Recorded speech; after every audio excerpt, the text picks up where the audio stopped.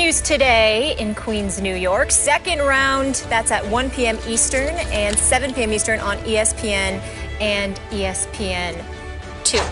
Meanwhile, a federal judge let the air out of Deflategate Thursday, erasing New England quarterback Tom Brady's 4-game suspension. U.S. District Judge Richard Berman said NFL Commissioner Roger Goodell went too far in affirming punishment of the Super Bowl winning quarterback.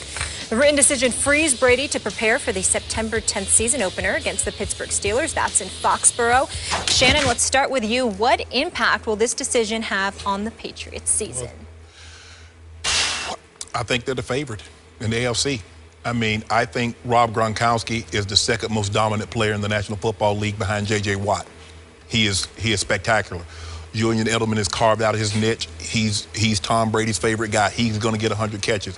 Amendola, if he can stay on the field, you know, he get nicked up from time to time, but he's a solid receiver. The running game by committee is going to be Gray one week, it's going to be Blunt the next week. The thing that concerns me, the reason why they got really, really good is that they had two corners that could shut you down. No question. And Coach Belichick and Patricia could dial up different exotic looks and could really scheme you. They could really take things away from you because they were not worried. Darrelle Revis and Brandon Browner had the outsides locked down. Now, with those two guys missing, and you bring in Malcolm Butler, the Super Bowl hero, but he was a second, third corner. Now he's going to move to number one. Yep. And now your number 3, 4 corner is going to move to number 2. So now you got new guys coming in, and they're 5 and 6 guys. So the only thing concerns me is their defense, but they might struggle a little early. But if you know anything about a Coach Belichick team, as the season progresses, they progress. So I'm not worried about the Patriots. They're going to be what they normally are, 12-4, 13-3. The irony of this question is I had already picked the Patriots to win the AFC and get to the Super Bowl even if Brady missed the first 4 games. Wow. So I think I better stick with that. That's all in. I think I'm okay. You had a lot of confidence in Garoppolo, huh? I thought they'd go 1-3 and Brady would come back on a terror of a mission. The way he played in 2007, remember, after Spygate? Yes. Now, he did have that guy, that Randy Moss guy. That helped. That helped. But they tore the league apart. They stepped on people's throats. You remember that they would run it up on people like crazy? Don't be surprised if this repeats itself. Because I am looking for that, except I was looking for it in Game 5. Now I'm looking for it on opening night against those Pittsburgh Steelers.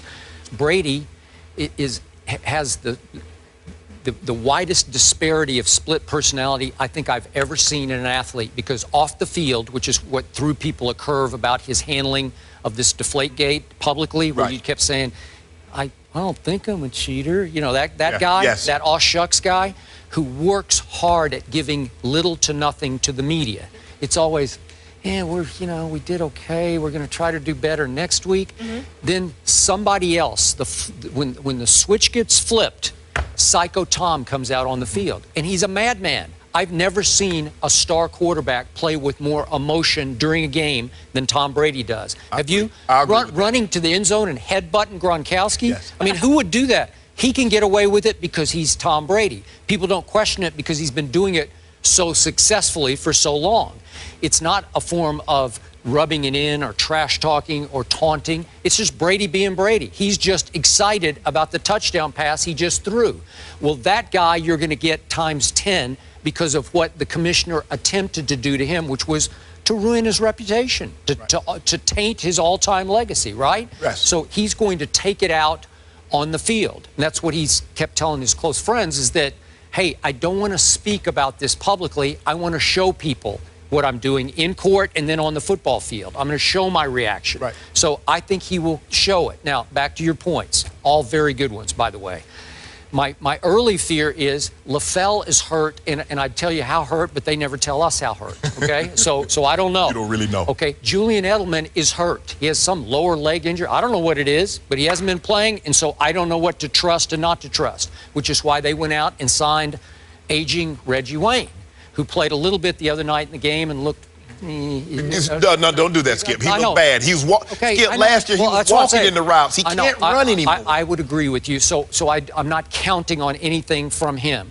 And they signed that kid Brandon Gibson, and he got hurt and he went on IR, so he's gone. They cut Josh Boyce. So the receiving core is a little thin right now, except for the guy you talked about, I disagree with your J.J. Watt position, but that's for another day because we did that so hard yesterday. Yeah. But in this case, the second most dominant, you could argue, is the first most dominant, is Gronkowski. So if you got Gronk, you got a chance, right? Yes. Okay, but I'm not sure about the receiving core. Then across the football to the corner position. I always tell Molly, I watch preseason games for one reason and only one reason only, flashes. Yeah. I want to see flashes from Malcolm Butler, and I saw a whole bunch of them.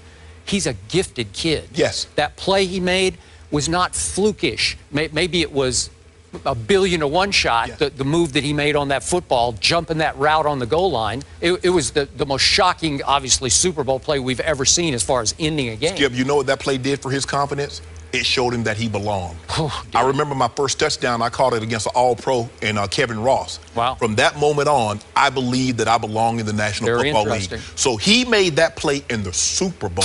To win the game. He believes in his mind, Yeah. I can be Darrelle Revis. I can be Joe Hayden. I can be a top flight corner. Look at no other corner has ever made a play like that in the Super Bowl. I made that play. Moving forward, I would not be surprised if I see him rise up the ranks. I think he will. I think he's going to give up some plays. I think he's going to make a lot of plays. Yes. So are they going to be Revis and Brown? No, they're not. No. Do they still have a pretty hellacious pass rush? Yes, they do. So I'm going to trust that. Mayo is back to kind of be the quarterback and the anchor, the middle of that defense. Safeties are pretty good. So they'll be good enough on defense. And I think when you have Brady and Gronkowski, you're going to be so explosive on offense. I probably should amend my record now. I could see 13-3. But my thing is that when does Brady not go 12-4, 13-3, 14-2? Because that's just what they do. Now, the East has gotten better, Skip. Has now, it? If Tyrod Taylor can give them anything, You're right. I'm with you. If he can give them anything, and with Sue in Miami, with Olivier Vernon and Cameron Wake and Cortland and Skip, they're going to be the deal with now. Now I don't know how Tannehill's got his money. Now he needs to show what Miami believes in him to pay him that contract. The Jets, I just don't trust Fitz. Because I've seen him and he's got a lot of money in Buffalo, and then he was in Texas and he was all over the place. But one thing, he'll flash and then he'll disappear. Defensively, he's not bad, but not good. But he's been in the league 10 years and he has yet to lead the team to the playoffs. I got it. But I looked off the top of my head. He started like 54 games. He has a lot of experience. But he's not over 500 to Skip. I got it. But I'm not making a case. But defensively, everybody in that division has gotten better. I don't know if anybody's gotten any better offensively. Okay, here's the point. Buffalo, and we were up there. Yeah. That's a loaded football team. Ooh, deep and loaded. In all phases of the game. The New York Jets, that's a loaded football team, especially on the defensive side. Yes. Loaded team, and Todd Bowles will do great things as a quasi-defensive coordinator. I mean, he's the head coach, but he can really coach defense. Miami, I give you Sue, and I'm not saying that's a loaded team, but it's a better team than it was a year ago. The defense is legit. Okay? Now, one team in that division has Tom Brady and nobody else does. Okay, so that's what it boils down to. I'm not a Ryan Tannehill guy. Not sold. You gave him your big money. You're kind of damned if you do, damned if you don't. How do you replace Ryan Tannehill? Can you do better than him? Well, maybe, but will he ever get you home? Will he get you to the promised land? No. That's my opinion. And that's the thing that concerns me is that while these teams have gotten better defensively, and yeah, maybe they can slow Tom to a certain degree, but can they score? Can they score enough points? Yep. Because all it takes is Tom to get hot in one game, and he can light you up for 40 points. I agree. Can any of these other teams score that many points? Okay.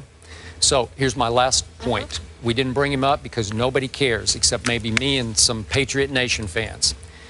The other night in the preseason game, New England suffered a huge injury to a quote-unquote no-name player, but it was huge, to their fullback, James Devlin. He is gone for the year with a broken leg in a preseason game. It just tore me up watching it. Freakish, got turned around, snapped his whatever it was, tibia or whatever, broke his leg. He was a key blocker for the run game that obviously helped complement the greatness of Tom Brady. I think it's really going to hurt that run game because there's no obvious replacement for a guy like, you know how valuable those guys are. They're hard to find. I'm talking about that 250-pound bowling ball blocker who can also catch it out of the backfield. There you go. Okay? There you go. All right? It's a huge loss. And right now, if Tom Brady were sitting here, he'd say, I'm worried about that. We don't have that. So now the responsibility is heaped even more on the shoulder pads of number 12.